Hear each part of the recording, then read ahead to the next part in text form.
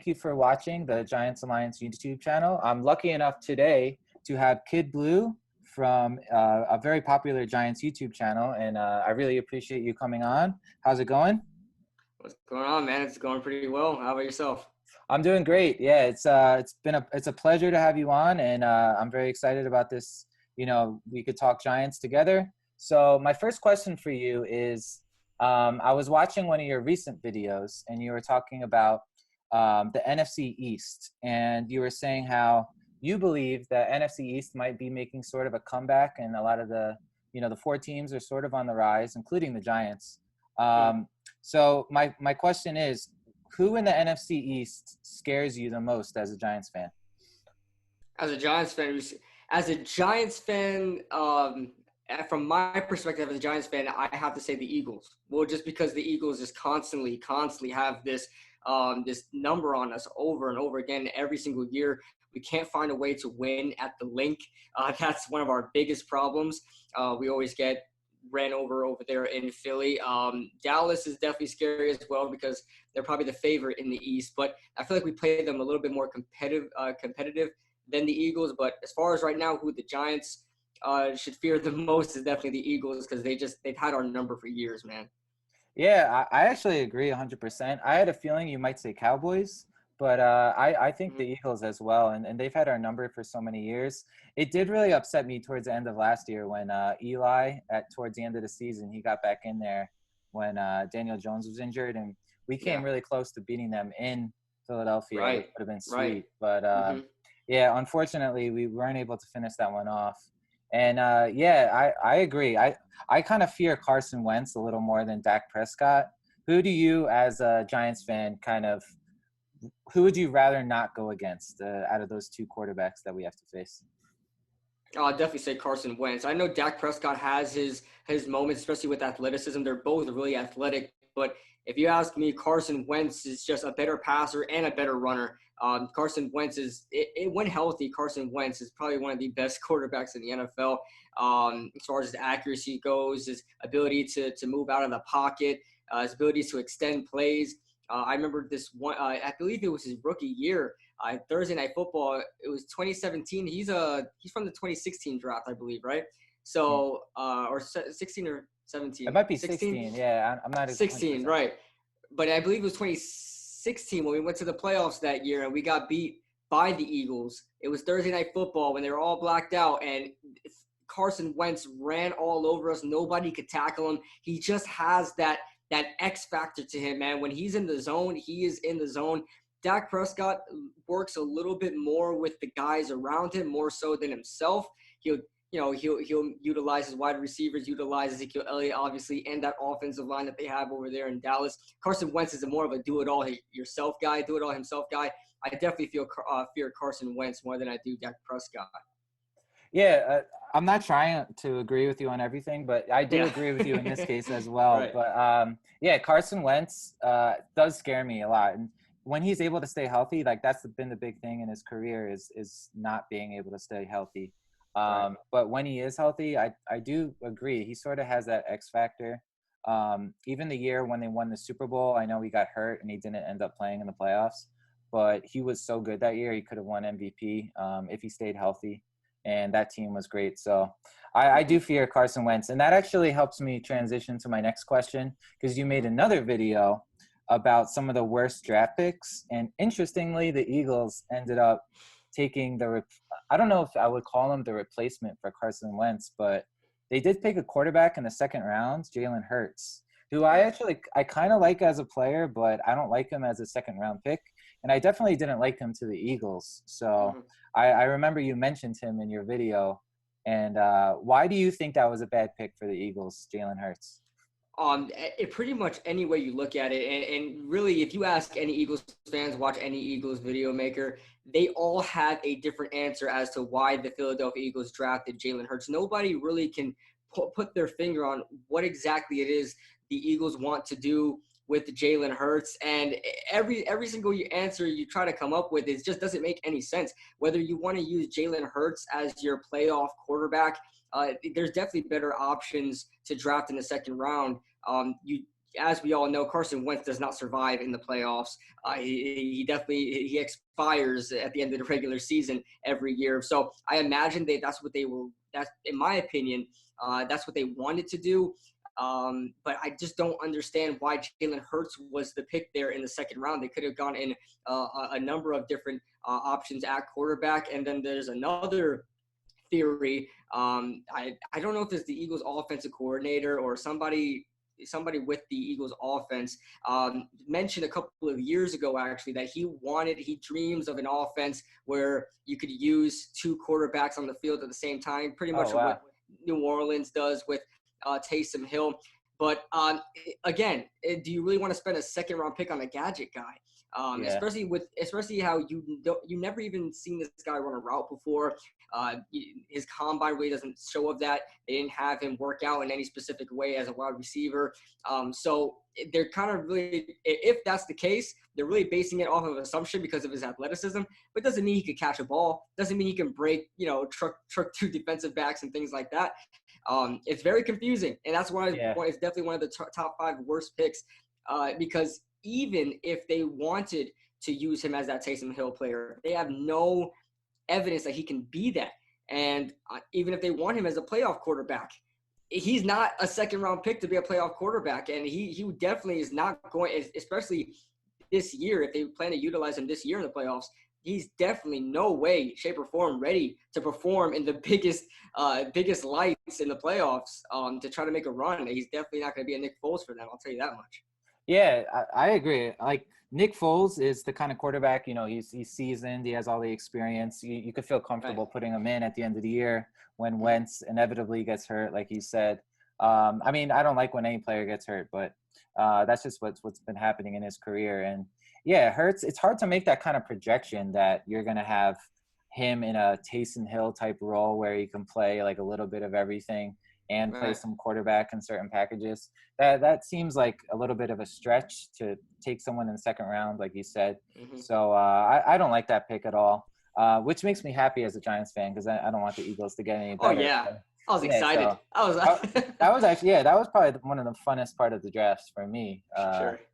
Just seeing them pick, that was kind of a strange pick. It was out of left field, I thought. It made me feel better too because I thought the Dallas Cowboys actually had a really good draft, and I did remember you mentioned that in one of your videos as well. When they got CeeDee Lamb in the first round, that was like a really big shocker for me because I actually thought they might take Xavier McKinney. He had been going to Dallas in a lot of mock drafts. Mm-hmm. Yeah. I'm happy he fell to the Giants, but I thought that would have been a good fit for them. And I didn't expect CeeDee Lamb to fall, that far into the first round. Are there any other picks from Dallas? I thought they had a pretty solid draft. Are there any picks from Dallas that you particularly like for them and their perspective? I'd have to look back on their draft, but I know one of my favorites is definitely Tyler Biadasz. Out of Wisconsin. He's a guy I was targeting for the Giants. And the fact that Travis Frederick retires at center, and now they have a hole there at center with the Dallas Cowboys, and they were able to just plug in Tyler Biadasz that easily. I mean, not have to go through a year with some random center there. They got a guy that can probably start day one. And he's a guy I was really excited about.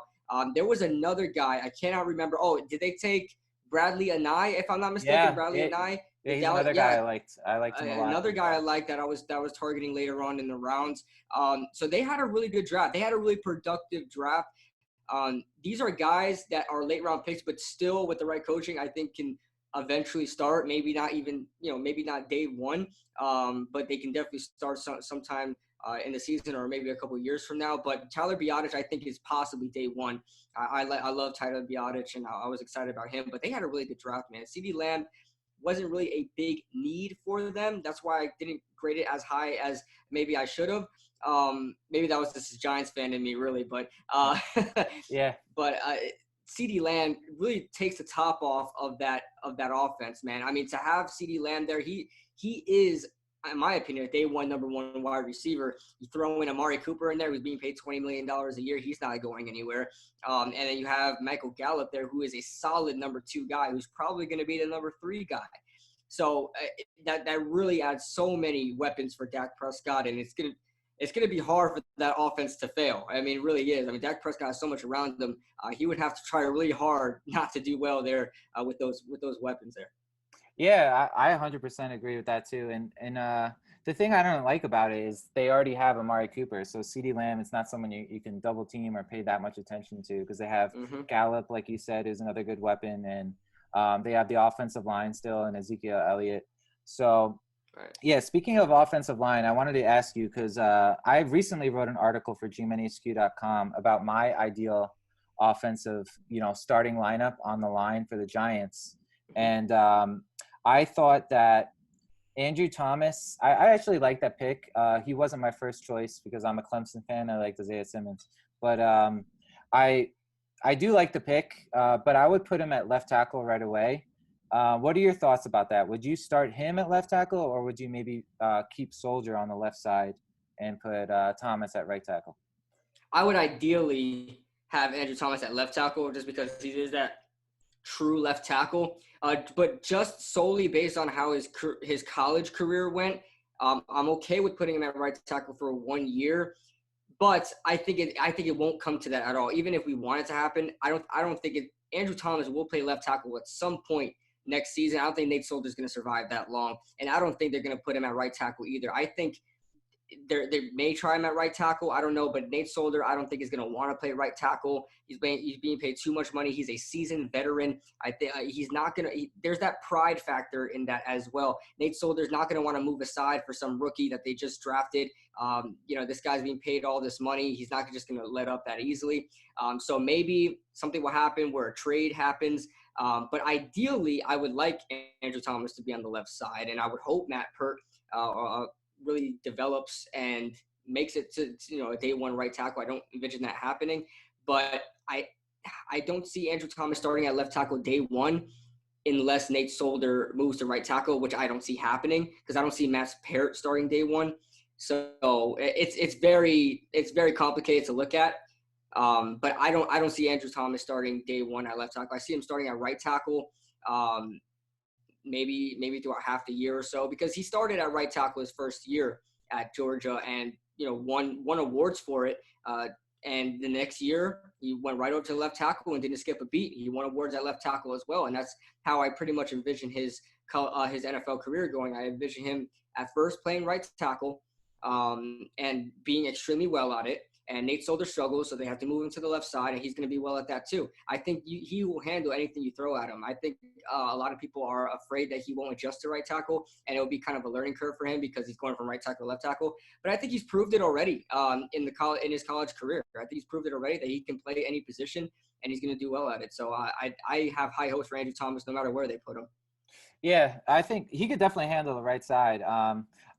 Just like you, I would love if he can just start at left tackle. It would help in like the short term and the long term for him. Right. And Daniel Jones, But I thought you made a good point about the human element of it. And Nate Solder, he's been playing left tackle his whole career. I know he played the first year when he was a rookie for New England at right tackle, but that was such a long time ago. And he was a rookie back then, so it's not like he has that much experience, going over to the right side. And it's not as simple as a transition as you would think.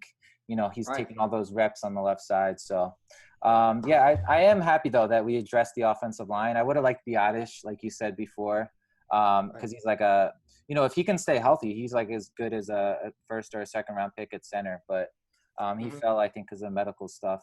And the last thing I'll ask you about Giants-wise, because you've been on for a long time, which I appreciate.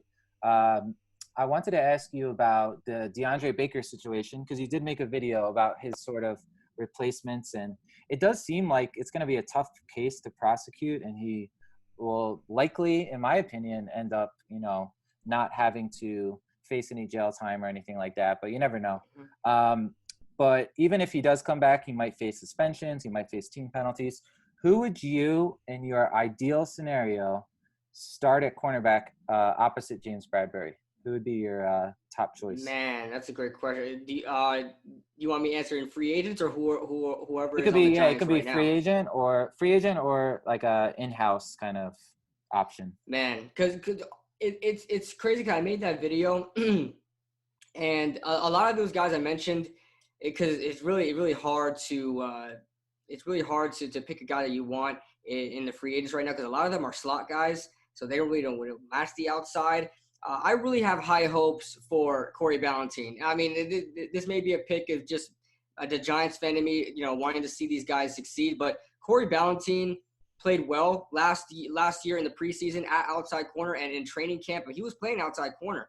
But a lot of people said that he would be better at slot because he's smaller, faster, things like that. But he's played in the preseason, he's played in training camp. He did well at that, playing with the second team and sometimes with the first team. He did play with the first team a lot of times in training camp. So if he develops even more, it's year 2 for him. Maybe he makes that leap. I would love Corey Ballentine to work out. He was a late round pick for us, and I would want nothing more for us not to spend money on free agents and have a late round pick work out for us. I would love to have Corey Ballentine fill in that role if DeAndre Baker is eventually suspended or even cut from the team. But yeah, Corey Ballentine would probably be my pick. Yeah, that would be an awesome story, man, because Ballentine went through so much last year. Like, right. I think it was actually hours after he was drafted. He went through that whole episode where, his best friend passed away. He had the gunshot wound. He had to miss, I think, all like the rookie mini camps and those practices. So when he came back, like you said, he was playing really well in preseason. He's like an athletic specimen. He's fast. He has the long arms. He's aggressive.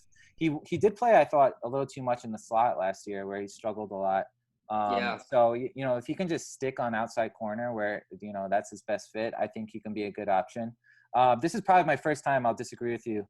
I think the best option would be Julian Love because I just think he's a good football player. And I know he played safety last year and there's some concerns about his speed, but I just think he's, you want to put all your best football players out there on the field. And he did play really well at Notre Dame as a outside cornerback primarily. He's good against those big receivers. But, at least we have a lot of options. Like even if Baker, right. doesn't work out for this year or he can't play in the beginning of the year, we do have a lot of depth. And all right, so I'll wrap it up with one question, like, not Giants related, but, I'm new to this whole YouTube and I'm new to sort of Giants media. I've been writing, I think it was the middle of January when I started writing for G-Man HQ. But, I've been watching people like you on YouTube, you, Entertainer, Bad Dog, those are the people that, I enjoy watching you guys, and getting my information on YouTube. So what kind of advice would you give to someone like me, or there's a lot of people like me who are sort of new to YouTube and Giants and media and that kind of stuff? What kind of advice would you give? One word I would definitely give to you guys: perseverance. Because you're going to have those times where a video you worked on may not get we worked so hard on, may not get a lot of views. You definitely have to persevere through it, man. Just keep going. If this is something that you want to do, keep on going. I've been doing it for 5 years and I'm just now getting up there. It takes time. But as long as you're passionate, keep your passion as well. Don't get caught up in, the numbers because, a lot of people will, including myself. It happens to everybody, but don't get too caught up in the numbers. Just keep persevering, keep doing what you love, and it's all going to come to you, man. Yeah, I think that's great advice. Like, I know sometimes when I write an article, I'll spend so much time on a certain article, and then it ends up where that article gets very few views. And then another article I'll write, kind of quickly, and I'm not like thinking it's going to get that many views, and it ends up being my best one. So that kind of stuff happens. And, I've learned, like, through trial and error with that kind of stuff, but I like that advice. And I really appreciate you, man, coming on, and it's been a lot of fun. So I'm going to wrap it up. If you're watching this, if you made it to the end, please subscribe, give me a thumbs up, do all that kind of stuff. And I'll see you guys next time. Thank you very much. See you guys.